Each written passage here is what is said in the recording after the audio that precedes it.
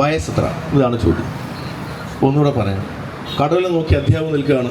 കടലിൽ നിന്ന് കുറേയധികം കടൽക്കാക്കൾ കരയിലേക്ക് പറന്നു വരുന്നുണ്ട്. അങ്ങനെയാണെങ്കിൽ ഈ അധ്യാപകൻ്റെ വയസ്സെത്ര? വളരെ എന്താണ് സമ്മാനം വേണമെങ്കിൽ എൻ്റെ ഒരു ഇതുണ്ട് സമ്മാനം. ഈ സമ്മാനം തരാം. ആർക്കെങ്കിലും ഒരു വൈൽഡ് ഗസ് പറഞ്ഞു, വെറുതെ പറഞ്ഞു, കണക്ക് ടീച്ചർ ഉത്തരം പറയില്ലെങ്കിൽ വെറുതെ പറയാം, പ്രശ്നമൊന്നുമില്ലാത്ത ഉത്തരമാണ്. ഇനി നമ്പർ എന്തായാലും നെഗറ്റീവ് മാർക്കൊന്നുമില്ല. ആ, നിങ്ങളൊരു ഉത്തരം പറഞ്ഞു. എന്തായാലും ചോദ്യം ഉണ്ടല്ലോ, ഉത്തരം പറഞ്ഞു. എന്താണ്? പറഞ്ഞില്ല. ശരി, ഭയങ്കര ലോജിക്കലാണ്. വളരെ നമ്മളുടെ ഒരു ഫൺ ക്വസ്റ്റ്യൻ ആയിട്ട് കണ്ടോ? പാസ്. ആ, വെരി നൈസ്. അത് കയ്യിൽ കൊടുത്ത പാസ്സിൽ ഇവിടെയാണ് ക്വസ്റ്റ്യൻ. ഉത്തരം വയസ്സറിയില്ല. ഏതെങ്കിലും ഒരു നമ്പർ. ഇനി ഒരു വൈൽഡ് ഗസ്. ടീച്ചറിനോട് ചോദ്യം ചോദിക്കുന്നു പറഞ്ഞോ ഒരു നമ്പർ. ആരും വയസ്സ് പറഞ്ഞില്ല. ശരി, നമ്പർ പറഞ്ഞോ.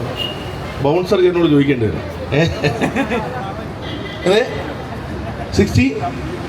61.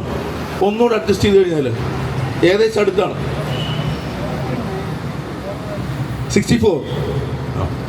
അപ്പോൾ സാറ് പറഞ്ഞു 48. മാം പറഞ്ഞു. ശരി, 48 64 ഉണ്ട്. അപ്പോൾ ഉത്തരം കറക്റ്റാണ്. 64. നല്ലൊരു കൈഡി കൊടുക്കാം. അപ്പോൾ ഇതേപോലെ 64 അവിടെ ഉള്ളൊരു കുട്ടി, ഒരു ക്ലാസ്സിലിരുന്ന കുട്ടി ഉത്തരം പറഞ്ഞു 64 ആണെന്ന് പറഞ്ഞു. അപ്പോൾ സ്വാഭാവികമായിട്ടും ഉത്തരമൊക്കെ ശരിയാണ്, പക്ഷെ നീ ഇതെങ്ങനെ കണ്ടുപിടിച്ചു എന്ന് പറയണമല്ലോ. അന്നേരം ആ കുട്ടി എണീറ്റ് പറഞ്ഞൊരു കാര്യമുണ്ട്. എനിക്കൊരു കസിനുണ്ട്. ഓക്കെ, അവൻ്റെ വയസ്സ് 32. അപ്പോൾ സാറിൻ്റെ വയസ്സ് 64 32 64 എന്താണ് വ്യത്യാസം? അത് അവന് അരവട്ടാണ്, സാറിന് മുഴുവട്ടാണ്. അപ്പോൾ ഈ അരവട്ട് മുഴുവട്ടും പോലെ നമുക്ക് ചില സമയത്ത് നമുക്കൊരു പ്രശ്നം തോന്നും. മര്യാദയ്ക്ക് ഒരു നല്ല രീതിയിലുള്ള ഒരു സർക്കാർ ഉദ്യോഗം, പ്രത്യേകിച്ച് നല്ലൊരു ഉദ്യോഗമുള്ള ഒരാൾ പെട്ടെന്ന് വേണ്ടാന്ന് വയ്ക്കുക.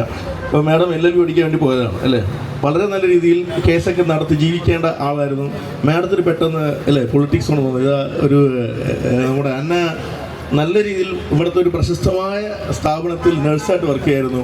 നമുക്കങ്ങനെ തോന്നും. നമുക്കതുപോലെ നമുക്ക് എല്ലാവർക്കും ഓരോ സമയത്ത് ഇങ്ങനെ ചെറിയൊരു വട്ട് തോന്നും.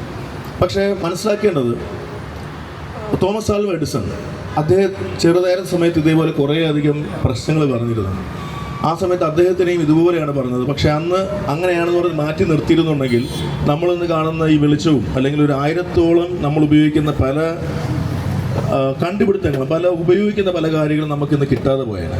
അപ്പോൾ ഒരു പരിധിവരെ ഇത്തരത്തിലുള്ള കാര്യങ്ങൾ എളുപ്പമാണ്, അല്ലെങ്കിൽ വേണം എന്നുള്ളതാണ്. കാരണം ഇപ്പോൾ ഇങ്ങോട്ട് വരുന്ന സമയത്ത് ചോദിച്ച യുദ്ധമല്ലേ ഇവിടെ പുതിയൊരു ഓഫീസ് ഇങ്ങനെയൊക്കെ ചെയ്യുന്നത് എന്തുകൊണ്ട് എങ്ങനെയാണ് ചോദിക്കുന്ന സമയത്ത് എനിക്കൊരു ഉത്തരവേ ഉള്ളൂ, അതിതാണ്. നമുക്ക് ചില സമയത്ത് നമ്മുടെ ഉള്ളിൽ ഒരു ഫയർ വരും. അത് ചെയ്യാതെ ഇപ്പോൾ അന്നയ്ക്ക് അഭിനയമല്ലാതെ, മാമിന് രാഷ്ട്രീയ പ്രവർത്തനം അല്ലാതെ, ക്രിസ്തുവാച്ചിക്ക് ഇതല്ലാതെ മറ്റൊന്നും പറ്റുന്നില്ല. അപ്പോൾ നമുക്ക് തോന്നും അങ്ങനെയാണ്. പക്ഷേ ഇത് നമ്മുടെ നാട്, നമ്മുടെ ഈ കാലം അടയാളപ്പെടുത്താൻ പോകുന്നൊരു ദിവസമാണ്. നമ്മൾ